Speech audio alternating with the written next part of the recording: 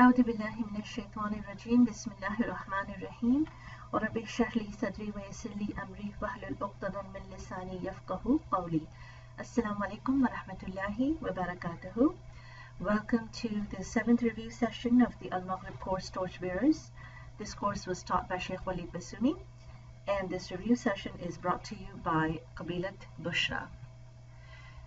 In this review session, we will be talking about our second female scholar, Faatimah as-Samarqandiyyah. We don't know her exact birth or death date. However, what we do know is that her father was a very, very great Hanafi faqih. So he was a great Hanafi scholar, and people from all over the world would come and study under him. And he wrote a very famous book of Hanafi fiqh called Tuhfatul Fuqaha. Fatima basically studied under him and mastered the whole Hanafi fiqh under her father. She learned not only from her father, but once she had learned a lot from her father, her father allowed her to go and study under several other shuyukh as well. So she studied the science of hadith and so forth. We also know that her father would sometimes refer his students to her because of her knowledge of the Hanafi fiqh. Appearance-wise, we have information that she was very, very beautiful. That's what has been said about her. And the second thing is that she had a very beautiful handwriting. So her handwriting was very beautiful. This is important because in those days there was no printing press, and so her handwriting was significantly beautiful, that she's remembered for her physical beauty and for her handwriting.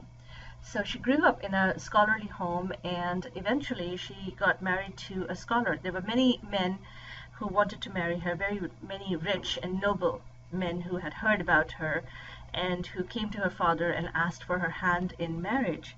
But eventually her father agreed for her to marry one of his students, Abu Bakr al-Qasani.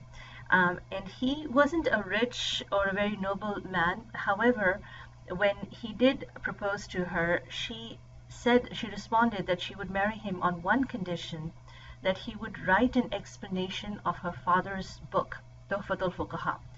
And he agreed to do that. And what's interesting is that her father's book did not survive, but that explanation has survived, that she commissioned from her husband, has survived until this day. And his explanation is known as the first reference for the Hanafi madhab. Her husband was also a great scholar, and he came to be known as Malakul Ulama because of the amount of ilm that he had. After her father's death, she moved to Syria with her husband, and there she started teaching in the Umayyad Masjid.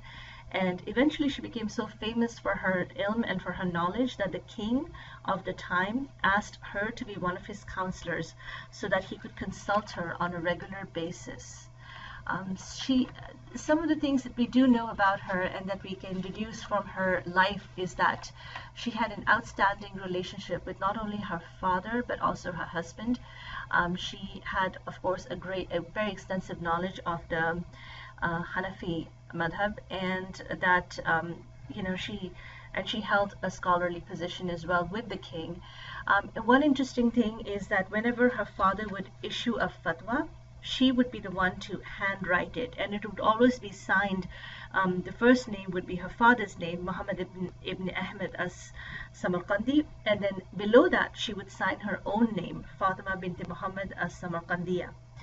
And after her marriage, her husband's name would be added below that. So first her father's name, then her name, and then her husband's name. And after her father passed away, when a fatwa would be issued, her name would be on the top and her husband's name would be second. Now this is obviously something that her husband did out of respect for her, and also out of love for her, because he knew that his wife was a very knowledgeable person.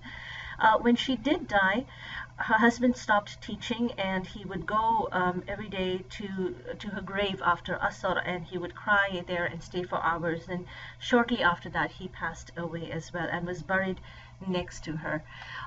Some of the lessons that we learn from her life include the fact that developing strong, good relationships with your family members, your father, your husband, allows you to be able to grow and increase in your knowledge. It allows for more stable learning environment. And of course, daughters are extremely important, and so fathers should invest in the education and the knowledge of their daughters. This was Fatima, the scholar that we learned about, and the exam of this course is on March 12th.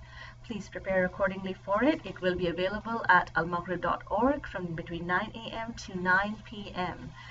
Jazakumullah khairan. Assalamu alaikum wa rahmatullahi wa barakatuh.